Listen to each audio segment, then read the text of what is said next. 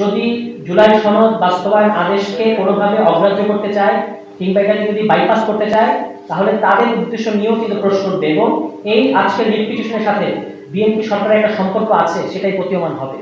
কাজে আমরা প্রথম অধিবেশনে আবারও আহ্বান জানাতে চাই, প্রথম অধিবেশনে আপনারা যে বিষয় জুলাই সনদ বাস্তবায়ন আদেশটাকে মানে বাস্তবায়ন করবেন এবং দ্বিতীয় যে বিষয়টা হচ্ছে আপনার সংবিধান সংস্কার পরিষদের যে শপথ,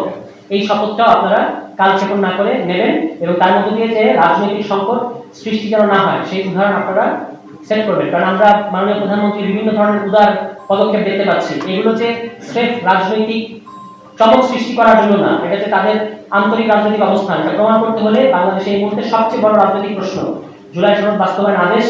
গণভোট এবং জুলাই সনদ, এগুলোকে বাস্তবায়ন করার দিকে যদি সরকার যায়,